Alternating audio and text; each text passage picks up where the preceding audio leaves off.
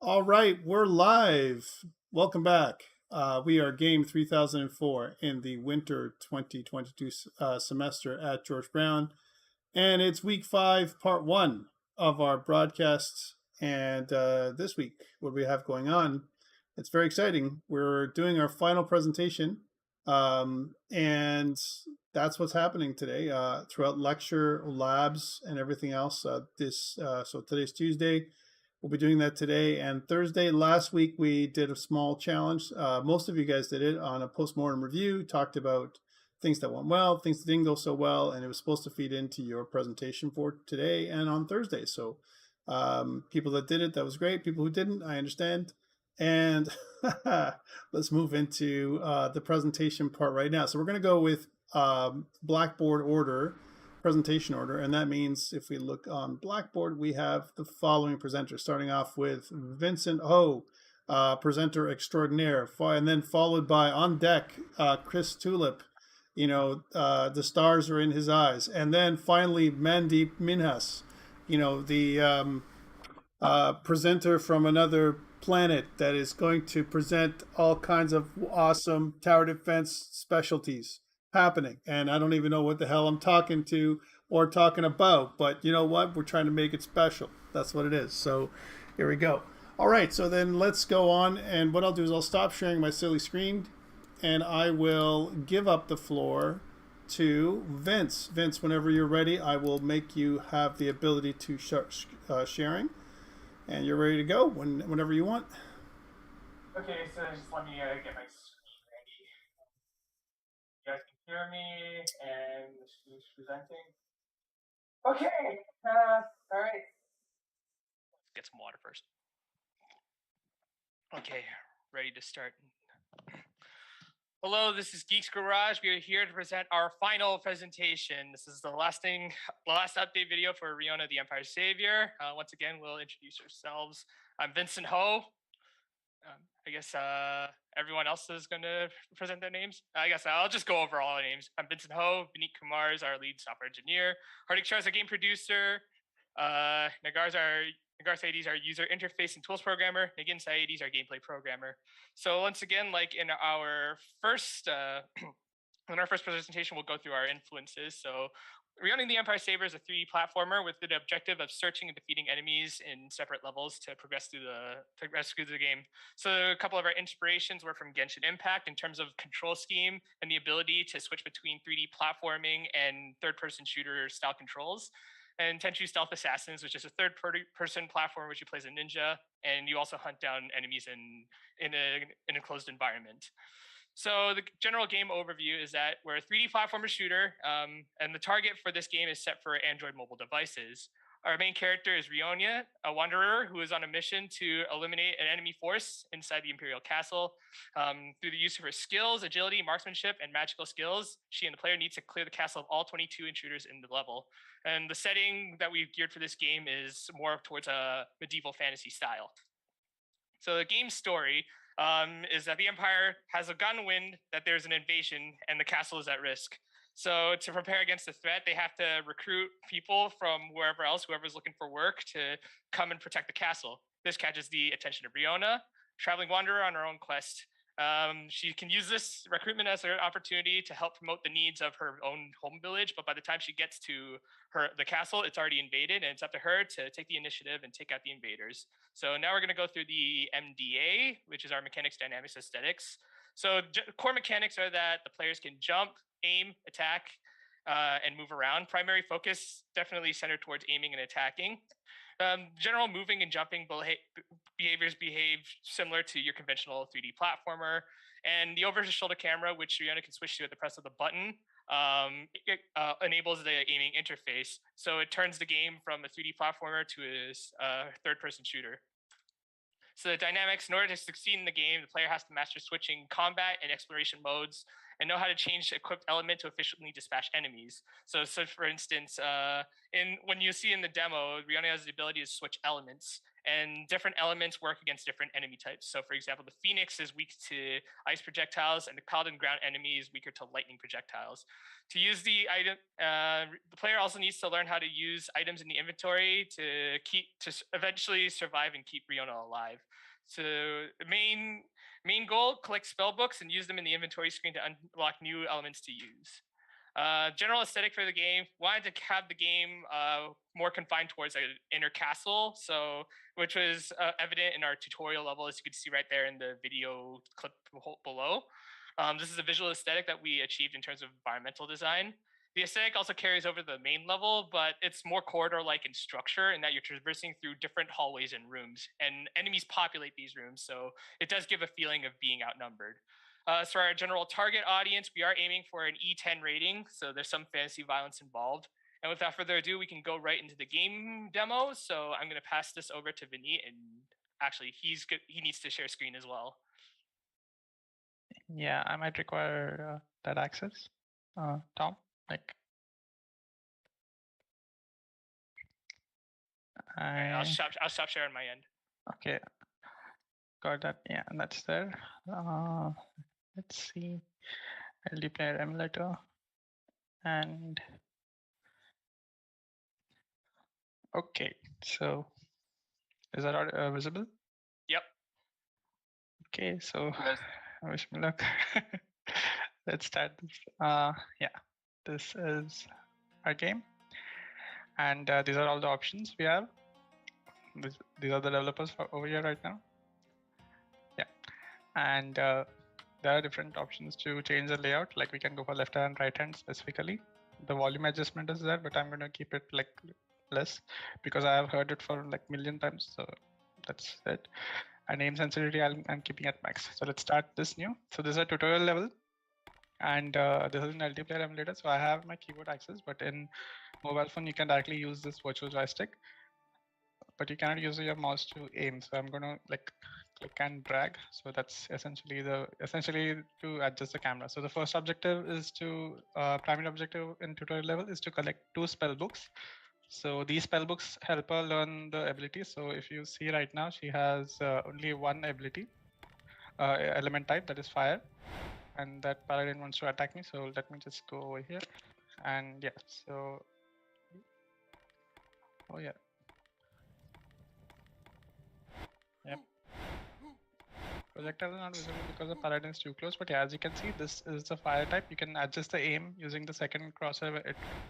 This comes. So this is this is like the explorer mode. This is a combat mode, and right now she took that spell book, but she hasn't used it. So if I use that spell book, yeah, now I have my second element, which is ice.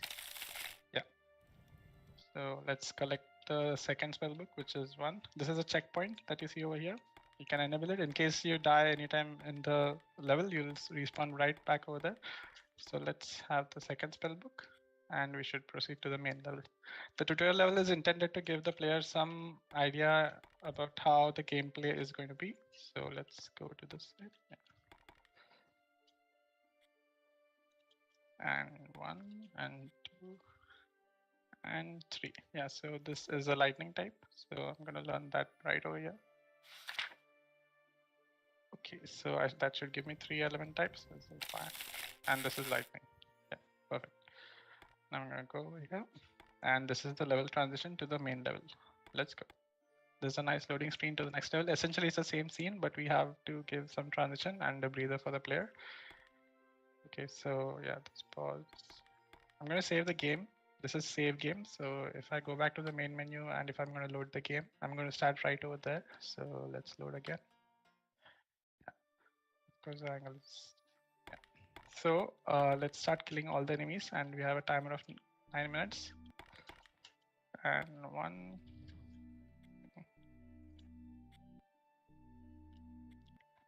Okay. So the paladin type is weak against this one. So if I hit with fire attack, it's not going to be too much of damage, but this one gives extreme damage. The Phoenix is a fire entity, so it's weak against the ice type. So if I do this, it's going to lose a lot of HP, and it gives a lot of damage also to me. I would, if it would die. Okay, yeah, that's good. That's a potion pickup. So the paladin has a lower chance of giving the potion drop because every time an enemy dies, if you get a potion drop, then it'll be like way too easy to survive in the entire match. So better is to have a chance. So apparently I have a good luck. So let's string those potions up. Yeah, so there's 18.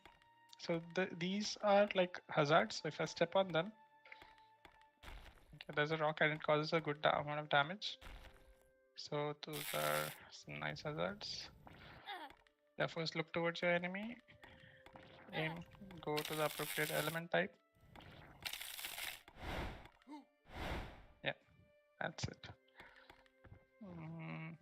Okay, this is the first checkpoint of the main level. So yeah, let's aim and yeah. One. I think there are 2 phoenixes over here. In the minimap, you can refer to see whether you're missing any enemy in front of you. Because there are parts in this level where if you go beyond that, you won't be able to like come back. So just make sure that you clear all the enemies of map section. Oh, sorry. And yeah. Okay. So I think we have one over here. Okay. These are hazards. If I step on them, oh.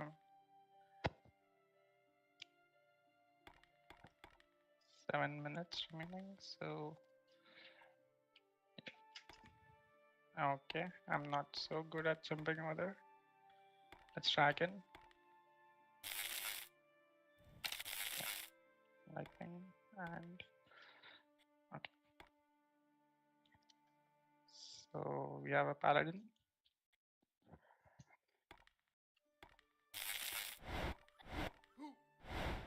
Yep. The paladin did not drop a potion this time.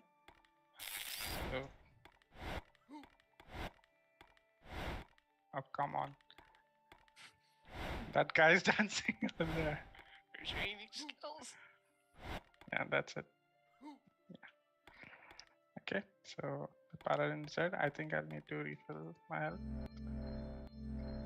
Oh, that does not look good. Oh, I'll take my chance. Yeah, I landed. This is a shrinking platform, which is essentially, and there's a death plane below. So if I die, I'll respawn at the checkpoint. So let's go. Okay, so there's a welcoming party. Paladin. Okay, so this is, I think there's one over here. Yep.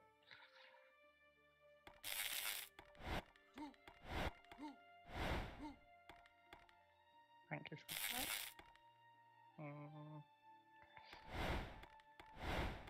Okay, so if you're bad at aiming, you might as well stick to like moving a bit when you're going to aim. Oh yeah, that's good.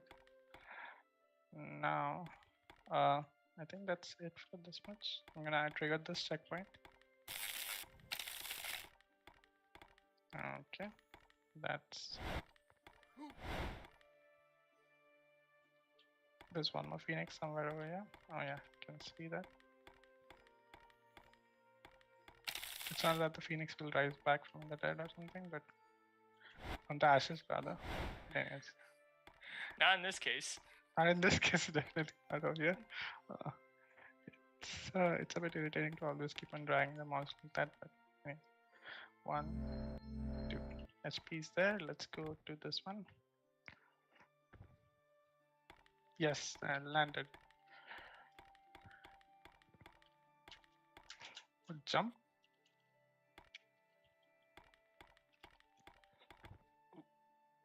Nope. Nice. This one's been a tricky one. Yep, it has been. Oh, faster than last time. Nice, let's do it. Okay, that was successful. Now I'm in a bit of a pickle because I did not expect a phoenix to welcome me like that. I'm gonna stand somewhere over here.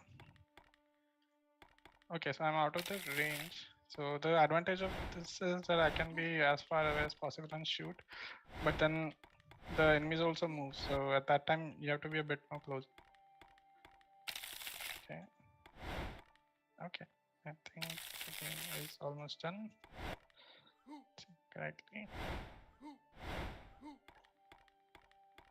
There's one over here. And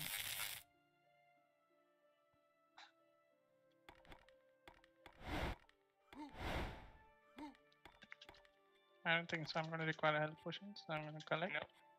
Last two. Yeah. Last two. Oh, not a good time. Oh, come on. You're at risk, dude. You're at risk. Got it.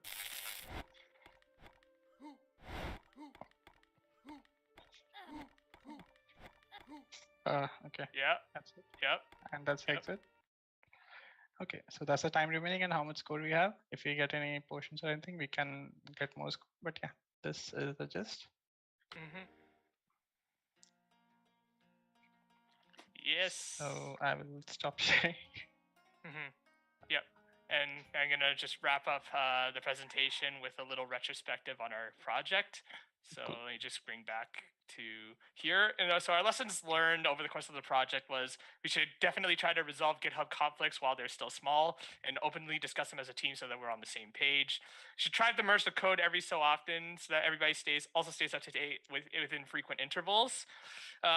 Performance build, putting builds under deep profiling and will really tank their performance. And I definitely experienced a noticeable drop in quality when trying to test them. So definitely a good thing to have is to profile early before getting too deep with when we start stacking up our project with assets. The basic character controller built into Unity is definitely limited to what you can do with it, as it doesn't really behave too well with rigid body dynamics. So it's like when you have a capsule, it doesn't necessarily like fall off of flat ledges as you would like them to. So we kind of have to tweak around with that. And most importantly, definitely need to have fun while we're working. So if we were ever to go for future possibilities with the lessons learned, if we want to bring this project going further, definitely another level with some more enemy types. Some the textures of the tutorial level could use a little bit of working on, as like we could optimize those textures a lot more. Director particles, hopefully that aren't limited to mobile platforms' lack of a GPU. Definitely a new custom skybox. We also would like to redesign the character controller so that we don't use Unity's built-in one and instead use like one that's behaved towards rigid body dynamics for more believable physics. And as a more level design thing, a notification for when you clear a room, because there admittedly wasn't exactly a clear cut notification for when you clear a room full of enemies. So like when you kill enemies in a room, there should be like a notification, like a door opens, so that like you can progress to the next part of the level. But again, more game design stuff. And also probably just level design to like backtrack just in case you probably missed any enemies. But that's pretty much it for our retrospective. I believe everybody did a fantastic job with this project, and we're pretty happy with the outcome that we've reached. So that's it for our presentation. Thank you for listening, and any questions or answers we're available to listen. Otherwise, thank you so much. All right. Thank you for that. That's awesome, Vince. I was really excited to see all the additions from the last time. We saw this project at mid-semester checkpoint, right? So the mid-semester checkpoint was, I think you only had the tutorial level for the most part, and that's it, right? So, so lots of stuff that's been added here, for your hero and for your inventory and for everything, user interface, lots of stuff that you did. Overall, just for the team, this is not just for you, but for anybody who wants to answer on the team. You guys mentioned some lessons learned. I wanted to get some feedback too. Was the project hard? Would you say the project was difficult? Difficult per se, no. Like I wouldn't say whatever we had in mind, we were able to get the stuff done. Because we had kept the scope that much. If I had to make it more complicated, then no, I don't think so. It was difficult. Yeah. So like with the we made sure to start off with like the absolute basics. So it's like once we had the core down, literally everything was left was just polish. And luckily, the polish phase wasn't too terrible. I just had to like probably just fix the occasional bug here and there, tweak a little bit of game design variables, but otherwise, yeah. I'd say like the major difficulty spike that we may have had was probably just when we come across like the occasional merge issue. Other than that, that was pretty much. But those were usually resolved within like the day. Yeah, I would say merges. I would say keeping the tasks a bit more modular than that we have kept. Like generally the task was brief, and then the subtask surrounding to complete that task wasn't exactly like a thing. So if you have to do something and then you have to complete 3 more tasks to finish your main task, that thing. So the task division should be a bit more modular. That's the only recommendation I would go from here. But apart from that, I feel like we had good time because we had more sessions that went beyond 4 hours also. So thinking and fixing and finding bugs and then having clashes. But it was an experience obviously because this is the first time we worked, as at least I worked in a team of 5 members where we had there's so many different things, and I was constantly looking at that one thing, that one gameplay scene file, and it has so many conflicts, and I'm not able to figure out why this doesn't work, why that doesn't work, and then it was good. Yeah, I'm glad that you had that. Would you guys, and here's again for anybody, it doesn't have to be for you guys because you guys answered already, but do you like working on a mobile game? What do you think? Do you think it's I know it's not comfortable because of the constraints, but what are your thoughts in terms of working on mobile development?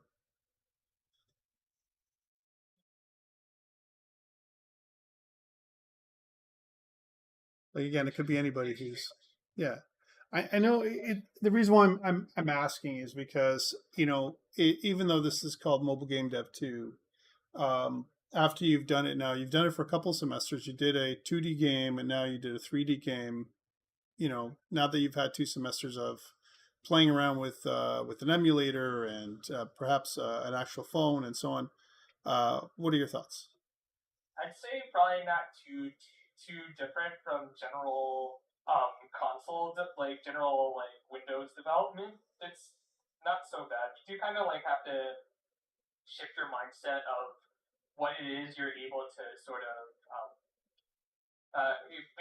you have to like sort of like work with the limitations of the phone. Like there is only like one screen. It does also help to like kind of like stretch the imagination as well, and like perhaps think of innovative uses for just the screen. But otherwise, like we definitely had to work within our constraints. Yeah. Any other thoughts before we move on? I know Nagara had her mic unmuted. Go ahead, Nagara. Yeah, I was going to say because I was the UI programmer for this project, I was dealing with challenges for mobile, but I would like to explore it more. Yeah. Awesome. Okay. Thank you for that. All right. One more thing. Tech. If you were going to say if there was a piece of tech that you guys had challenges with, that you would like completely toss out, something that you didn't enjoy doing or writing, if it was a script that you didn't like or something that just didn't work. I know you guys mentioned some other stuff, but just in terms of the tech that you've put together for this particular mobile game, what would you say is something you want to replace, if anything? Character controller. Yes. Yeah. Yes. I already mentioned in the presentation. Yep. The character controller has given us more issues than like actual solutions. Because it wasn't really behaving the way we wanted it to. Yeah. Otherwise, yeah, that was like that's pretty much the major thing. Yeah, no, I've heard the same thing from other people as well. So we'll endeavor to give you guys something else the next time. If for the next group, I'll see if I can put together something else. But it's not only because of that. The character control that's built into Unity, like you mentioned, is clunky, and it's just to get you going, right? So it was meant for you to replace. But okay, that's fine.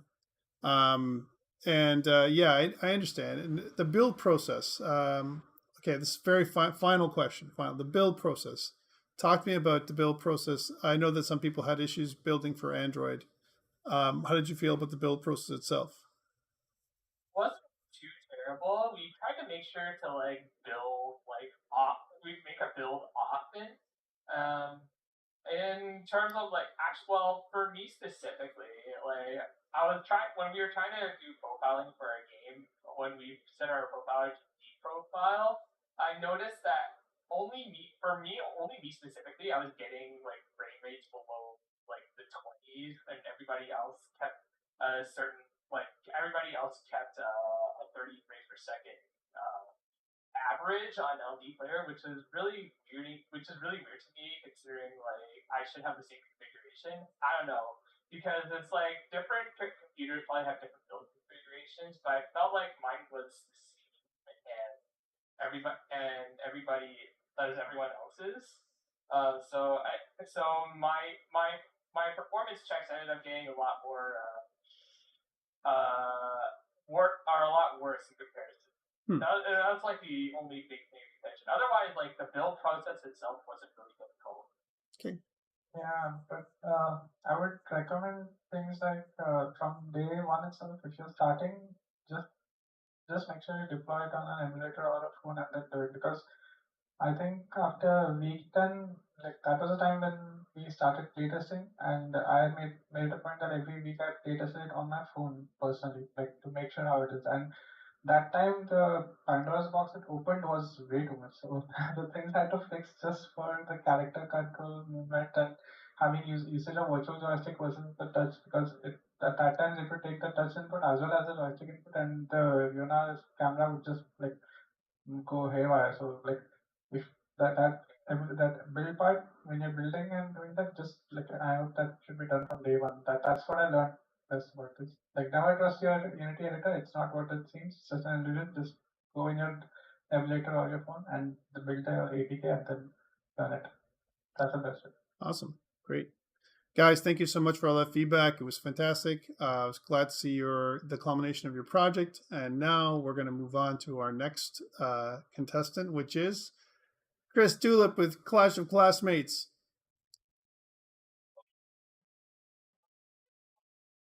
Thanks, Vince.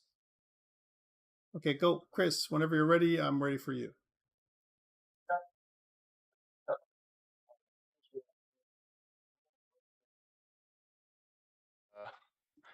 The Zoom call. I'm gonna have to hit chat open.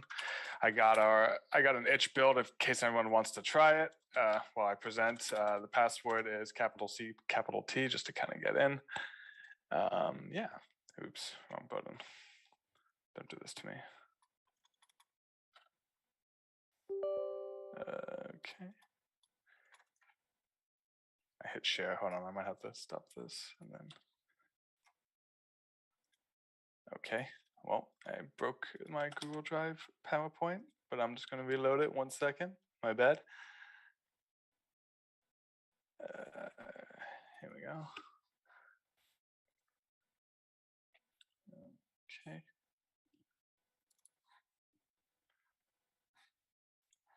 All right. Can everyone see the PowerPoint? Awesome. All right. So as you guys know, my name is Chris Tulip, and I'm the producer of Clash of Classmates and the game Terrific Towers. So I'm just going to take us through real quick with our team here. There's obviously myself.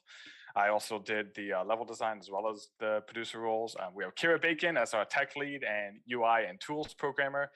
Christian Dixon, our technical artist, audio engineer, and general gameplay programmer. We have Liam Blake as our build mode gameplay programmer, who mostly focused on doing the towers. And we have Herman Hum, who is another one of our gameplay programmers, but they focus more on the avatar control scheme, as well as they did all the serialization for our save and loading. And last but not least, we have Eric Galway, our designer and AI programmer, and he kind of handled doing all that kind of stuff with the enemies. So first I want to talk about our influences. So as we are a tower defense game, we can't not list Warcraft 3 as sort of one of our influences, because it is the game that birthed a million games, really kind of solidified tower defenses as sort of a genre. I guess you could argue like StarCraft did it first, but I feel like the genre didn't really get as many iterations and different kind of gameplay types until Warcraft 3 came along. Another game we reference is this game called Rift Breaker. We kind of derived our build mode and avatar control scheme from it, where you can control a character and move around a map and kind of interact with different things. But then when you want to actually build things, you have to kind of enter a different mode and build up your base from there. And last but not least, we referenced Clash of Clans for sort of like our aesthetic, as they use kind of low poly models and low resolution textures to kind of deliver on the gameplay on the mobile platform. It also kind of resembles our game a bit in the sense that you build your walls, you build your towers, your resource collectors to harvest resources and defend against waves of enemies and stuff. All right, so moving on to an overview. So Terrific Towers is a tower / base defense game where you must construct towers and walls to defend the keep. It takes place in a fantasy sort of steampunky setting where hordes of monsters want to destroy and take over an increasingly more industrial world. We are using low poly assets with low resolution textures to target the Android platform. So getting into more story beats and sort of the lore of our game, you play as Rogart, one of the Empire's master builders, who is tasked with setting up defenses for the Empire's outposts.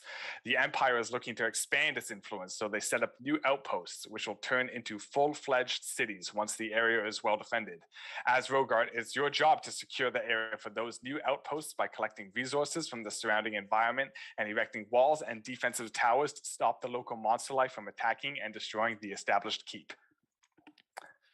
So let's talk now about our gameplay mechanics. I'm going to kind of be doing at once. So we kind of boil down our game into this sort of main gameplay loop where you collect resources, build defenses, and protect the keep. So we've expanded on these areas a bit since our last milestone that we presented. So in terms of collecting resources, Rogart is now not the only way in for you to gain resources, as we've included a auto gathering building that you can place next to resources that will generate resources for you. In terms of build defenses, we've added in 2 more towers along with walls as well, so that you can properly build up the fortifications of your base. And for protect the keep, let's just say we've added more enemies, better AI, and more levels, just a whole bunch of more stuff. So in terms of the dynamics, the player obviously has to collect the resources to build their defenses up. So that's the way the player kind of interacts with those mechanics. The way the waves work is that they are on a set timer, so they will continually spawn enemies whether or not you're ready for them or not. So that kind of leads the player into kind of struggling for time, as they will be needing to do multiple things at once, such as gathering resources and building up their towers, managing their walls, upgrading their walls, all that kind of stuff. So for our target audience, so with our low poly, low resolution art style and lack of blood, we believe we can target a demographic of young gamers that are swarming the mobile market these days. Although the aesthetics of the game can be for everyone, the game can be a bit complex in its mechanics. So we feel like an age range between 12 to, whatever can work, because, anybody can game once they're past a certain age. The target ESRB rating would be teen, but we also feel that if we added more guidance and a tutorial, which I'll expand upon later when I get to the post-mortem part of the presentation, we could probably target an E4 10 plus ESRB rating. So before I do the live demo, I'm actually going to do the sort of lessons learned and the post-mortem part of the presentation now, just to kind of get it out of the way, and it just so it flows better. So for lessons learned, overall, I think we worked really well as a team, and we're really happy with the end product and feel like it was a success. Something that we would like to go back, if we could go back and do it again, is we want to have a more detailed kind of design phase being laid out in the beginning of the project, as we sort of had more generalized mechanics and didn't really get down into the nitty gritty of everything. And with that in mind, we also would have liked to have a more of a plan when incorporating all these different individual systems together. That way, it was less of a struggle to kind of get them to work properly. So for example, or it also, it's just to make it more apparent in the game itself. So for example, we have that day-night cycle in the game, which sort of affects all of the enemies and towers, making them stronger or weaker depending. And it would have been nice to have more of a plan for that specific system.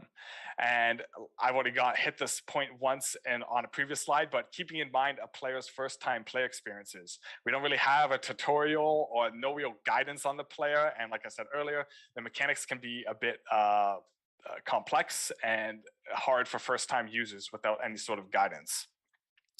So for future possibilities, we are a pretty ambitious group, so we kind of came up with a lot of ideas. So obviously, top of the list there, more player guidance, including a tutorial level, more levels, because right now we only have 4 levels. We built up a sort of a map editor, and we're able to kind of create maps that were saved to text files, and those get loaded into the game. And we thought having maybe like a world map divided into different parts representing each level could be like a cool way of showing that.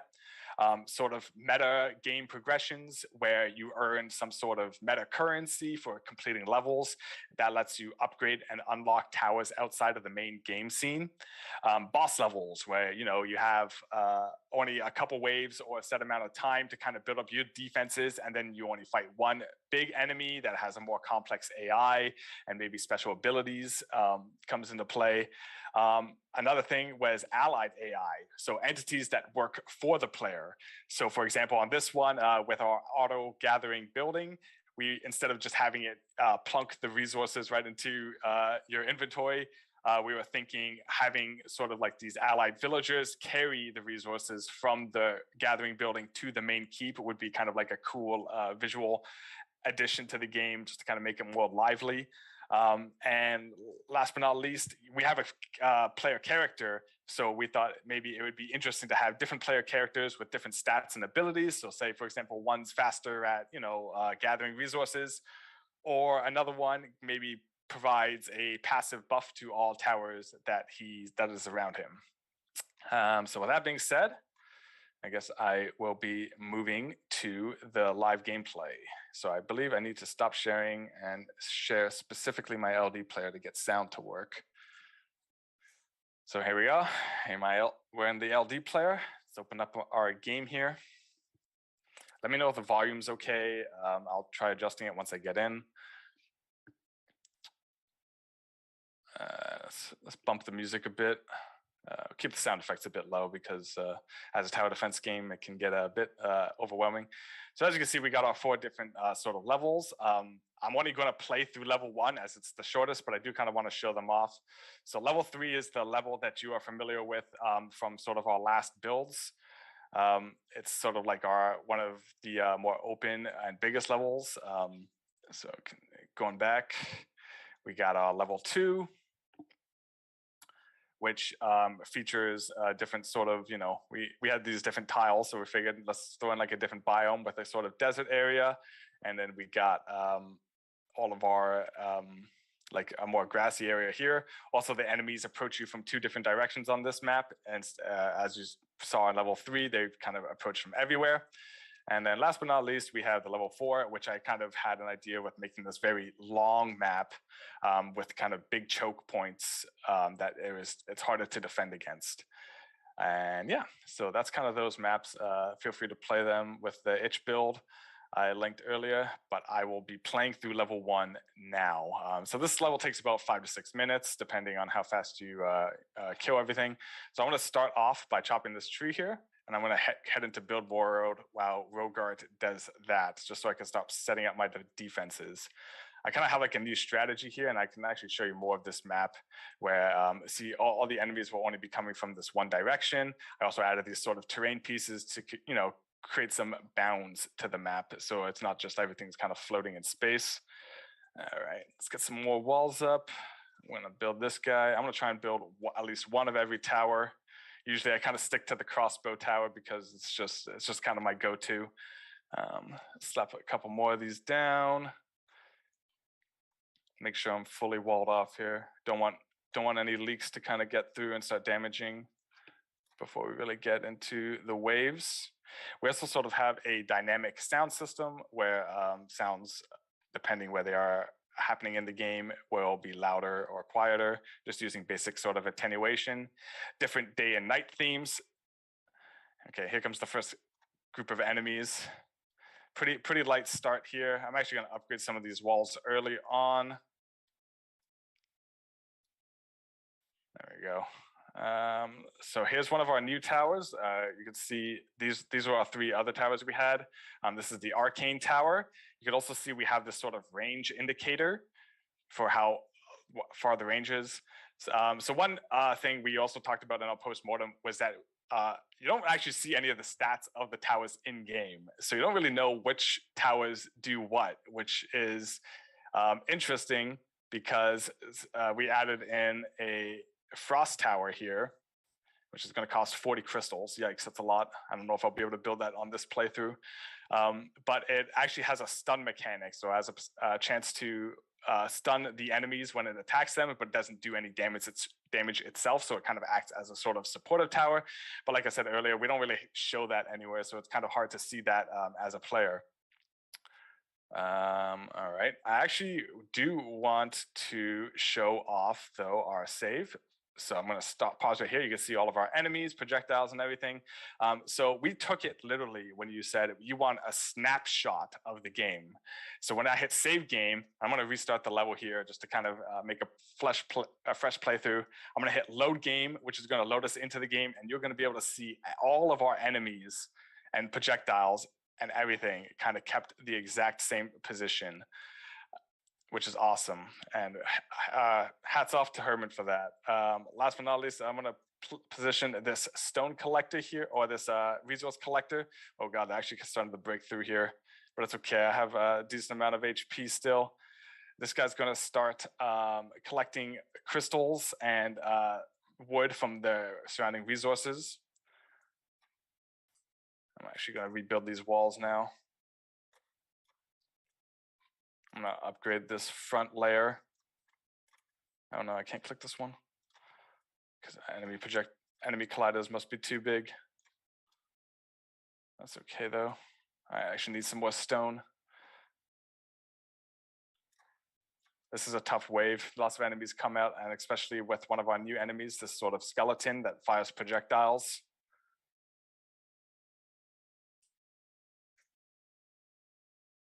Actually, now that this guy's mined those crystals for me, I'm actually going to pick them up. You can move any of our towers and walls within the game. I'm going to move him down here because I'm lacking on stone right now. Open up a bag, plop him down there. He's going to start mining stone for me. All right, let's get another one of these guys up. I want to upgrade this guy. Try and get all these walls upgraded. Now let's upgrade the second layer here too. We want to be fully defended. This next wave is a big one as well. You got a little break there. No enemies spawned on that wave. And I'm low on resources. Let's see what I need. I need wood. So let's have Rogart run over here and start chopping this tree.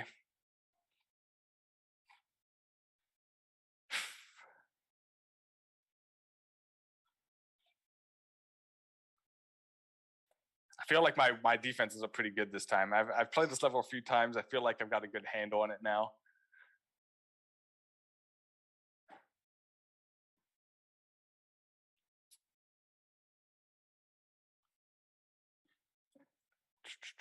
Let's make another one of these. Wood's so abundant. I can't help but default to the crossbow tower. You can also upgrade the towers, but I feel like that mechanic was more left for the longer matches or longer stages because they can be a bit pricey. I could just click on one. Having trouble clicking on them. Well, I guess that's a no-go there, but let's fix this wall. Oh no. Yep. So last off, we have our two sort of ogre. Oh, here we go. Now we can click on it. Not sure why that is, but actually, I do not want them clicked. These act as sort of like our bosses. They're the toughest enemy, and since this is sort of like a tutorial level, they act as sort of like the boss of it. And once the final enemy has been destroyed, game is over, and you get rewarded with our victory screen. So when I was talking about like our meta progression, it would have been interesting as like, you collect these stars, and then you can, unlock more towers and stuff as you go. And that, I guess, kind of concludes my presentation. Any questions, I guess? I assume there's going to be questions.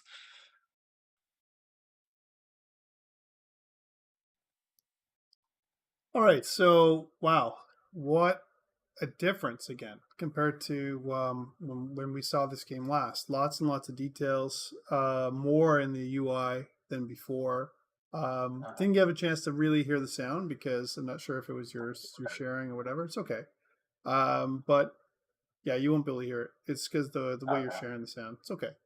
But overall, like I mean, you really hit all the highlights, everything that I've asked you to do, and then some. So, I mean, it's honestly, it's a great project, and I think it's really worthy of the team that you put together. Similar to the last team, like you guys have a great kind of cohesion between all of you, different roles and lots of specializations.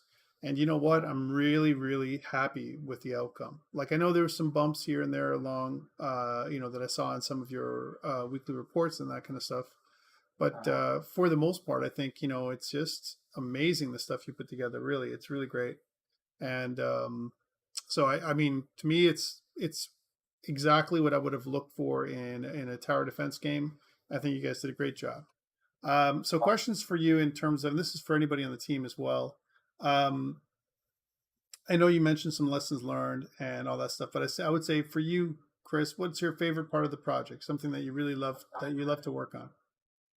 So I'm a big level design, I guess, kind of guy. That's kind of been like my thing. I've been sort of leaning towards lately. So I really enjoy kind of putting together the levels and that kind of stuff. But honestly, like everyone, like you said, we all kind of had a specialty role going into this project and really kind of made it like our big sort of, I guess, portfolio piece specifically, because you don't want to take credit for work other people have done. So like everyone really put their heart into whatever role they were kind of given. So yeah, like I said, but I like obviously everything, like the build, like I kind of had to dabble in a lot of the sort of stuff that everyone else was building. So I thought it was really cool that like the way Kira kind of set up the UI was like amazing and really organized, and was very able to, it's very modular, I guess I would say. Liam obviously like standout performance on like creating post-processing effects and the tower, the way the towers function in general. Herman, killer in any role. He really saved us on the whole saving and loading. His serialization was amazing. Like I said, saved projectiles, and he saved mid-animation states and stuff, which is crazy. Christian on sound, he was able to blend the different musics together for like a different day-night cycle, along with, added attenuation for all the sound effects and limited sound effects, so like it's not overwhelming to the ears. Eric, obviously AI was awesome. Lots of they had like each AI, actually, I think it really gets to show it off, or each enemy has its own sort of priority.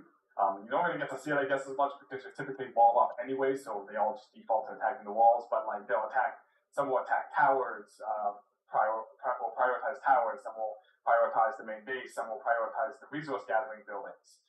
Really cool stuff there. Yeah, I think I talked a bit too much on that point, but okay. It's great.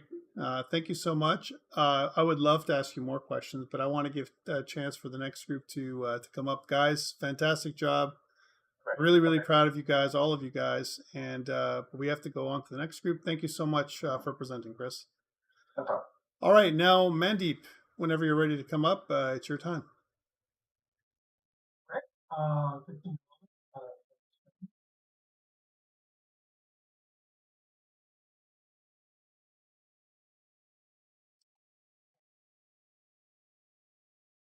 So no issues hearing me or anything?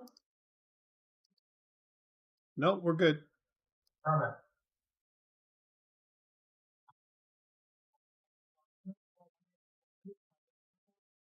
Games. So we're going to start with a quick introduction for our team. We have Harrison as our game designer, Julian as our lead software engineer, Justin as our UI and audio engineer, Joaquin as our gameplay programmer, and myself again, Mandeep, as the producer. So here's a quick overview of our game. We decided to choose the isometric tower defense style and made a survival tower defense game with 3 different enemy types and 3 different tower types. We have 3 levels completed. The game setting is essentially meant to be another Earth-like planet with different biomes. The levels we have completed are the green fields, a bountiful level that's easy to play, desert plains, which adds a bit more difficulty, and then there's hell, which was the hardest level I could think of when looking at our game's mechanics. And you'll get to see it sucks. It's a fun little level to play. We also have a bunch of other levels in development because we have way too many assets. Which is the Arctic forests, a different type of desert that includes pyramids and the sea. Our platform target is Android because we developed on that almost entirely. And we're looking into developing for iOS. We were, I believe it was Julian and Joaquin that also brought up like what the major differences would be there. And to be honest, I don't know. So we've started looking into it. Space Capitalist. So this is our game. Your goal as Jeff Bezos is to get a foothold in this new planet and pave your way into a developer's fortune. You're trying to displace those inhabitants because you don't want them to rob you of your money or your resources. But if they're successful, then you're not really going to make any money and end up leaving with just shit on your back. So originally our idea was to survive 10 levels in our top-down tower defense game by gathering resources, building path lined with those defenses, and yeah, surviving. We're working towards 10 levels. Right now, we just only have the 3 fully complete. Mechanics. So we gave the player the ability to create the path that they use with the hammer tool. They have 3 different types of resources: stone, iron, and gold. There's a wrench and hammer tool, which you use to create towers. And we have 3 different enemy types: rush, siege, and gather. Rush attacks run as fast as they can to your castle and try to damage you. Siege enemies also do the same thing. They attack the castle, but they also have a range for attacking towers. If they're within or close enough to the path, then they'll attack it. Gather enemies do the same thing, but with resources. What they do is when they attack resources, they allow the resource spawner time to go up. So it takes you longer to gather what you need. Dynamics, you use the hammer tool to create the path. You gather resources to create towers, defend that path with those towers, and destroy enemies to make money. Our aesthetics are low polyhexagons, enemies, and weapons. We really focused on this because we figured the more low poly textures that we used, the better it would be when it comes time to running. Our target audience, we're rated E for everyone. We have very little violence, and I don't think there's any gore because everyone just turns into cubes. So I believe we can get away without being rated 10 plus to that degree. Here's some shots for our game development. This is just a quick look at our resource gathering in our inventory. Some of these pictures are from older shots of development, and some of them are from more recent, so you'll get to see how our game changed over time. This is for path creation. You can create a path from the white hexagon to the black castle hexagon. Here's some of the towers we can create. First is you see the cannon and the missile launcher. We have a third tower type called the Shocker, which pretty much just shoots a laser. Right now, only the visual effects are done because I'm still working on exactly how I want it to balance the game. I didn't, yeah. I didn't know if I wanted to keep it in damage or in changing movement speed of the enemies. Here are all of our enemies. As you can see, some rush the path, and the gathering, the chests, they attack and try to eat your resources. And this is just a little shot of everybody shooting it out. Game type requirements. So we reached all of them. We got resource gathering completed, tower types, like I said, 3 different ones. Still testing that 3rd one in regards to game balance though. And our enemy types completely done. Just a little quick shot of our Trello where we were just testing for final, and our GitHub. And just links to those so you can reference them when you need to. And we can get to our live demo.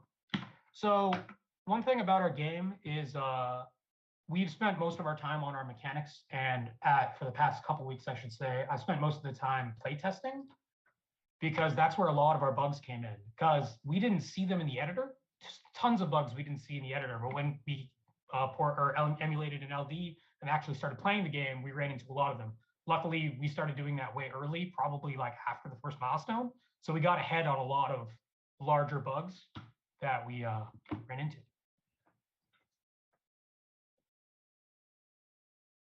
So there's our quick splash screen. We got another one that should come up. There it is. And then we're going to get into our levels. So I'm just going to play the first level, and then I'll show the other two afterwards. Hopefully you guys can hear the music as well. One shout out to Justin. Thank you for picking good music. I would have hated this game by now if we had terrible music, because I've been playtesting this God knows how long. So again, thank you, Justin. You killed it.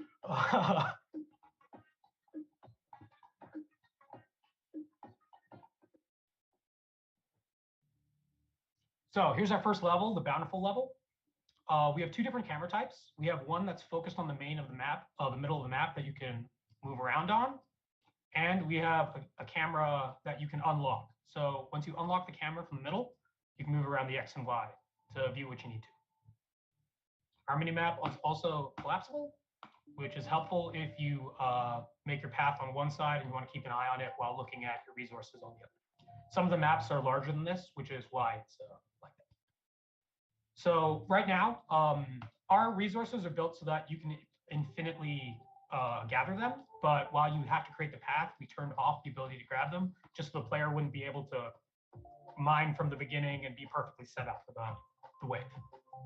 So we're going to start by creating our path. So use the hammer. You hit a hex to make our menu. Use the hammer to make a path.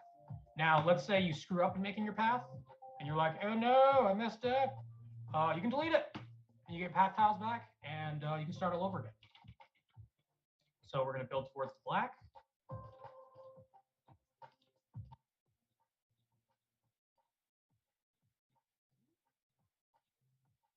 So one thing I noticed as well is once you hit finish path, a timer starts, which will unlock the resource gathering and tower creation.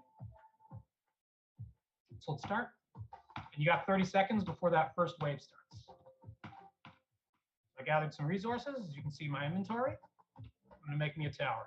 And my wrench and hammer got my 3 tower types. And make me a cannon over here. Shoot out some people. Make one over here just to make sure I kill the people at the end of the path as well. I'm going to keep gathering resources so I can build a missile tower. Whoop, and here they come. So our first level has 4 waves. We're still, again, working on balance and seeing exactly how we want to set things up. So here's a good example of our gather enemies. They'll attack certain resources. So now if you can see, this guy attacked this resource. In comparison to this one, we'll wait till he dies. Now it takes way longer to gather it, which will screw you over, especially when you're stuck on time in between waves. So let's add a few more of these guys so I don't lose. And then I'll also showcase our third tower, which again, like I said, it's purely visual. It doesn't actually do any damage or anything yet, because again, still just working on balance. And let's lock our camera and find a more fun angle. Ooh, here we go.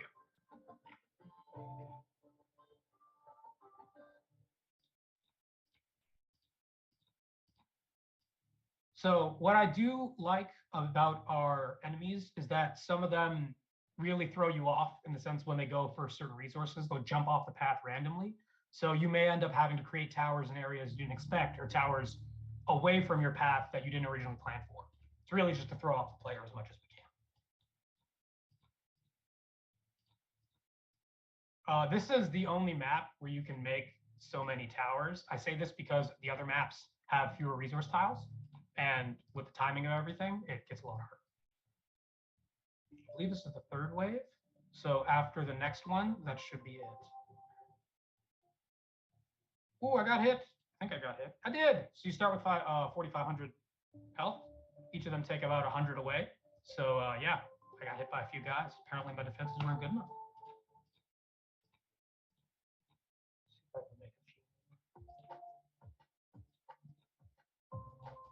And I believe this is our last wave. So hopefully I can survive. Let's just flood the field. Why not? Oh no.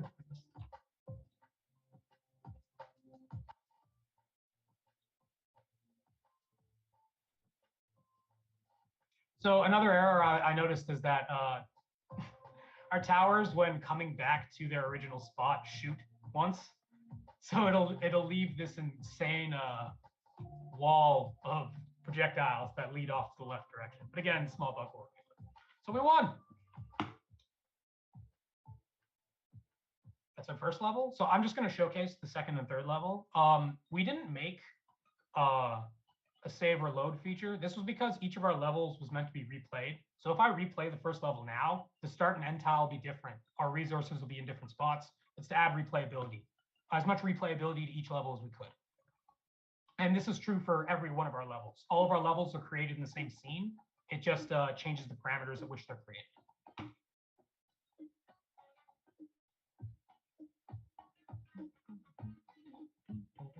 See, Justin, good music choice. It's just gets me. So our second level is a desert. So instead, it's not as wide, but it is much longer. Because of this, it takes longer to get to. Oh, and an error hit. Again, only happens in LD player, where our end tile didn't spawn. Sometimes this, again, never happens in the editor. Really glad we started doing it in LD.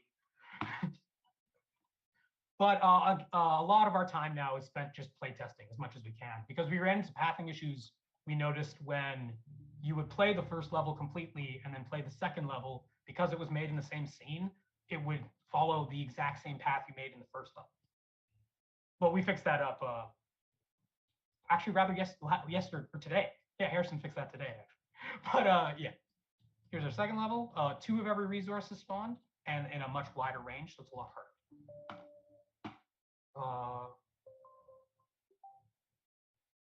And then our third level, hell, as I said, don't worry, it looks just like it too. Fire, brimstone, it's got it all. Here we go. All right, so this is hell. So in hell, you only get 1 of each resource. And it's a huge map, meaning timing-wise, it's much harder. Unlock that camera, you can just have a quick look around.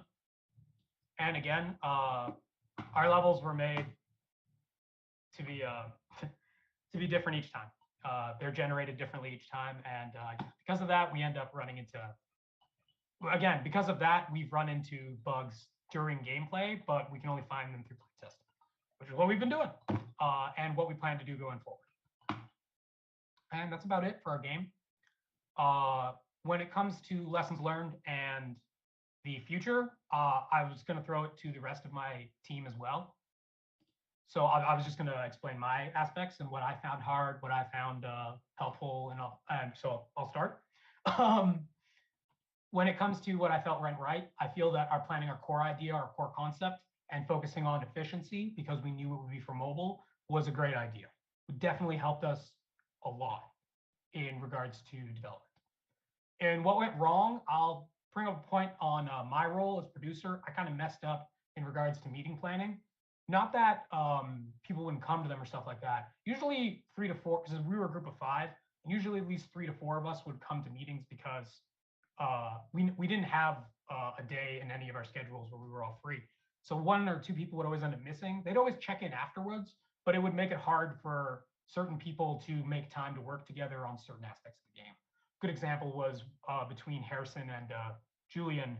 At the beginning, it was hard because they each missed a few meetings at a time, but one was working on enemies and the other was working on the path. And since they went concurrently, it led to about a week of trouble, but we worked that all out. Luckily, we were able to. Going forward, I'd say test as much as possible. You can't plan for certain bugs and certain problems, and you can't always tell how long they're going to take. So test as much as possible. Yeah, that's about me. Going forward, I hope to keep developing this, polish it, and fix the aspects we lack in regards to story, UI, tutorial, those kinds of things. Once we have the mechanics fully completed, or bug-free, I should say, yeah, I'm hoping we can throw it to the Android store. Yeah, that's about all I have to say. So I'm going to throw it to the rest of my team, which is Justin, Julian, Joaquin, and Harrison.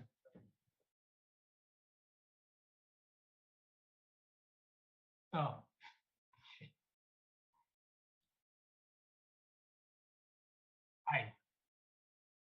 Fair enough.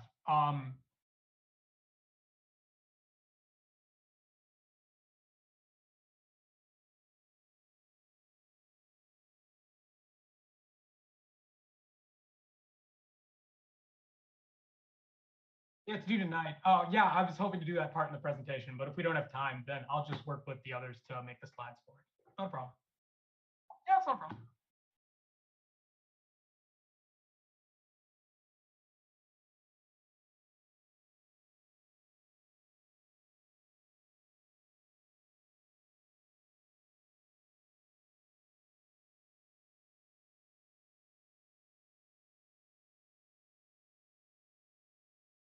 That was Harrison, and he created it through separate types of arrays.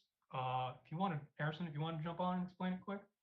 Sure, yeah. So basically, what I did was I had the start tile and end tile load depending on what level you chose and where it was going to end up spawning from the random array, and then load that in, make sure that the next tile was touching, and put that tile and object into the array and give it a variable that it had a piece on it for checking to rebuild things. So you can build like towers on it. And then to make sure that it connected to the last piece, did basically the same thing. So once it connected, you were able to spawn waves, and then the waves just basically followed the path tile vector-free array, or list actually. Interesting. Okay, great. So you had like kind of a visual aspect to it, and then on the back you had an underpinning kind of path that you would use for your enemies. Very interesting. All right, well, guys, again, lots of tech, lots of stuff that looks. A lot of the levels look very, very nice. I'm glad that you guys had a chance to create the 3 levels and all that stuff as well. Guys, thank you so much for everything. I'm sorry to cut you off. I have more questions for you guys, but I have to kind of end it for today, and then talk about what's going to happen on Thursday, because we're going to have more presenters coming up on Thursday. So thank you so much for that, Mandeep and Harrison. All right, and team. So I just wanted to just get back to this. So again, we're sitting here at on Tuesday. We still have 2 more presentations on Thursday, groups of presentations. And for those students, I'm looking forward to seeing all the ones that are coming up for this Thursday. We ran out of time a little bit today, but it was really great to see all the games, and I gave you guys a chance to go as far as you wanted to with discussion, as well as demo and everything else. I didn't limit you. And I'm probably not going to do the same thing with the amount of people that we have on both days. I think we have quite a bit of leeway in terms of giving you guys feedback and allowing you to really showcase your game. So that's the kind of stuff that we're going to be doing. No problem, Chris. We started a little bit slow as well, but all at the same time, I think it was amazing to see all of your stuff, and I think it's I'm really, really happy, super proud of all of you, and great job. So for those people that won't be with us on Thursday, there might be people who decide not to come over because of it's kind of the last day and so on. My kind of last message to you is thank you so much for being patient with this whole process, for going through everything, and for completing everything the way I'd asked you to. Again, we saw some great teams today, guys, and some really great projects, and I'm really looking forward to seeing how it all pans out for all of you going forward outside of George Brown. So good luck with everything, and if we don't speak before you graduate, again, congratulations on everything that you've put together. For the rest of us, I will see all of you on Thursday, and I'm looking forward to seeing the rest of them. All right, guys. Thank you so much, guys. I'm going to stop recording now, and I'm just going to take some questions from the people that are here before we go. Oh, thanks, man. I really appreciate that. And Eric,